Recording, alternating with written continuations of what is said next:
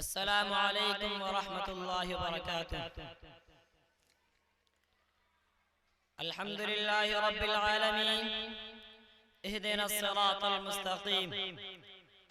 اعوذ باللہ من الشیطان الرجیم، بسم اللہ الرحمن الرحیم۔ قل هل يستوي الذین يعلمون والذین لا يعلمون، صدق اللہ العظیم۔ نہ بادشاہ ہوں دلوں کا، نہ خطیب ہوں میں لفظوں کا، نہ بادشاہ ہوں دلوں کا، نہ خطیب ہوں میں لفظوں کا، اللہ ساتھ دیتا ہے میں باتیں دل سے کرتا ہوں۔ محترم معزز علماء کرام اور حاضرین مجلس، آج میں آپ حضرات کے سامنے ایک انتہائی حساس موضوع پر کچھ دیر لب کشائی کرنا چاہتا ہوں، اور وہ موضوع مدارس اسلامیہ کی تابندہ تاریخ اور مدارس و مکاتب کی اہمیت و کردار کی ایک جھلک ہے۔ حضرات، مدارس اسلامیہ کی تاریخ صفحہ نبوی سے وابستہ ہے، اس زمانے سے لے کر آج تک، بلکہ میں اس سے بھی آگے بڑھ کر کہہ دوں کہ قیامت تک قائم ہونے والے تمام مدارس اسلامیہ اسی سلسلۃ الذہب کی اہم کڑی ہے، تو غلط نہ ہوگا۔ حقیقت تو یہ ہے مدارس اسلامیہ اسلام کے وہ قلعے ہیں جہاں سے اسلام کی آبیاری کی جاتی ہے، یہی وہ مدارس اسلامیہ ہیں جہاں سے چمن اسلام کی سینچائی کا کام ہوتا ہے۔ یہ ایسی دانشگاہ ہیں جن سے علم و عمل کے پیکر تیار ہوتے ہیں۔ انہی مراکز سے گوشہ چینی کرنے والے افراد مذہب اسلام پر لگائے جانے والے ہر قدخانہ دندان کا شکن جواب دیتے ہیں۔ بقول شاعر، یہ جھوپڑے نہیں ایوان ہیں صداقت کے، یہ جھوپڑے نہیں ایوان ہیں صداقت کے، یہاں سے قیصر و کسریٰ ہلائے جاتے ہیں۔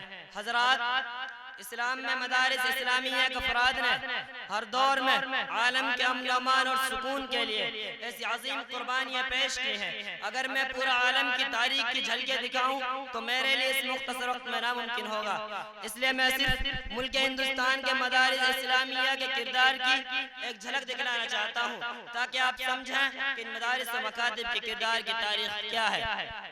حضرات، یہی وہ مدارس اسلامیہ ہیں جنہوں نے انگریزوں کی طرف سے لائے گئے سیاہی کے بادلوں کو پاش کرنے کے لیے اپنے ہونہار سپوتوں کو پیش کیا تھا۔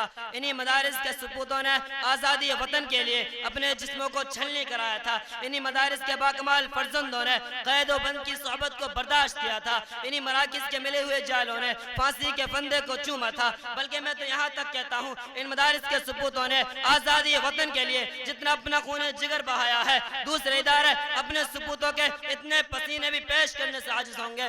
آؤ نا مسلمانوں، مسلماتا ہوں آزادی کا سور پھونکنے والے محدث جلیل شاہ عبدالعزیز محدث دہلوی رحمت اللہ علیہ ہیں۔ شاہ عبدالعزیز محدث دہلوی رحمت اللہ علیہ انہی مدارس و مکاتب کا تربیت یافتہ تھے۔ جگر تھان کے آگے بڑھو، بالا کوٹ کی پہاڑی کا نظارہ کرو تو سید احمد شہید، شاہ اسماعیل شہید، مولانا عبدالحی برہانوی کی شکل میں مجاہدین اپنے خون جگر کو دکھا کر وفاداری کا سبق پڑھائیں گے اور بتائیں گے کہ ان مدارس کی تربیت نے ہمیں وطن سے وفاداری کا کیسے درس دیا تھا۔ مزید آگے بڑھو، سنہ 1857 کے معرکہ شاملی پر ایک طائرانہ نگاہ ڈالو تو تمہیں معلوم ہوگا کہ اس معرکے کے تمام مجاہدین انہی مدارس و مکاتب کے فیض حاصل کیے ہوئے تھے۔ چلو اور آگے چلو تو شیخ الہند اور شیخ الاسلام کی بامشاہ ہے، اور یہ بات بھی روز روشن کی طرح واضح ہے۔ آج اگر یہ دینی مدارس و مکاتب نہ ہوتے تو رب کی توحید کو بتانے والا کوئی نہ ہوتا۔ آج اگر یہ دینی مدارس و مکاتب نہ ہوتا تو حقوق الزوجین کو بتانے والا کوئی نہ ہوتا۔ آج اگر یہ دینی مدارس و مکاتب نہ ہوتا تو حقوق الزوجین کو بتانے والا کوئی نہ ہوتا۔ آج اگر یہ مسجد میں چٹائی پر بیٹھ کر اشاعت دین کی باتیں کرتے ہیں تو یہ دینی مدارس و مکاتب کا کردار ہے۔ آج اگر دنیا کے کونے کونے پر تبلیغی جماعت پہنچی ہوئی ہے تو یہ دینی مدارس و مکاتب کا کردار ہے۔ آج اگر خانقاہوں میں اللہ اللہ کا نام گونجتا ہے تو یہ دینی مدارس و مکاتب کا کردار ہے۔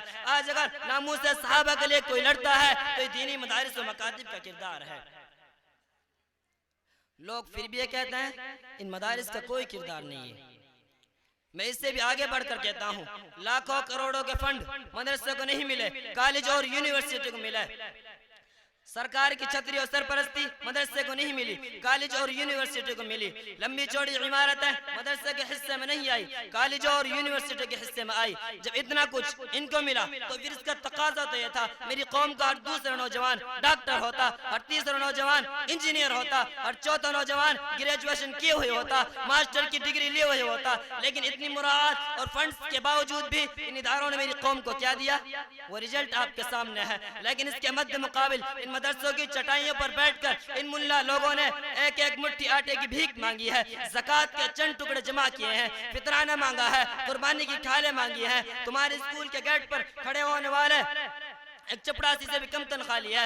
کسی نے ان کو ملا کہا، کسی نے دہشت گرد کہا، کسی نے انتہا پسند کہا، کسی نے بیکورڈ کہا، کسی نے دقیانوس کہا، کسی نے پتھر کی زمانے کی پیداوار کہا، کسی نے 14 صدی پرانے لوگ کہا، کسی نے جدید دور کے تقاضوں سے ناآشنا کہا، کسی نے سوسائٹی کے معاملات میں انفٹ کہا۔ الغرض جتنے منہ اتنی باتیں، لوگوں کو طعنے سن کر، تنقید سن کر، حالات کے جبر کو برداشت کر کے، لوگوں سے مٹھی مٹھی چندے کی بھیک مانگ کر اس ملا نے اور اس مدرسے نے آج پوری قوم اور سوسائٹی کو کیا دیا؟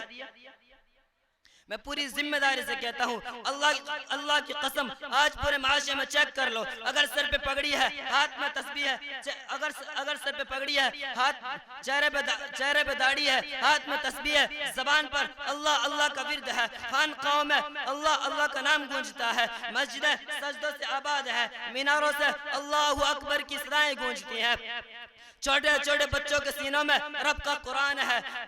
آج کوئی جج کرسی قضا پر بیٹھ کر انصاف کے تقاضے پورے کرتا ہے، آج کوئی حکمران کرسی قضا پر بیٹھ کر اگر عدل و انصاف کے ترازو کو ہاتھ سے جانے نہیں دیتا۔ خدا کی قسم اٹھا کر کہتا ہوں، آج پورے معاشرے میں چکر لگاؤ، جتنی خیریں، جتنی بھلائیاں، جتنی اچھائیاں تمہیں نظر آئیں گی، ان کا قرآن تم تلاش کرو گے، ان کے پیچھے تمہیں کوئی نہ کوئی ملا اور مدرسہ کھڑا ہوا نظر آئے گا۔ حضرات، یہ مدارس دراصل اسلامی چھاونیاں ہیں، ان کے سائے میں زندگی پلتی ہے، اقتدار کی بند کلیاں چٹکتی ہیں، افکار کے پھول کھلتے ہیں، قرآن و حدیث کے سائے میں زندگی پل کر جوان ہوتی ہے، اور ان مدارس کے ذریعے زندگی کا صحیح حل تلاش کیا جاتا ہے۔ اس لیے ضرورت ہے، وقت کا تقاضا ہے کہ ان کے ساتھ ہم وابستہ ہوں، اپنا تعلق قائم کریں۔ وآخر دعوانا الحمدللہ رب العالمین۔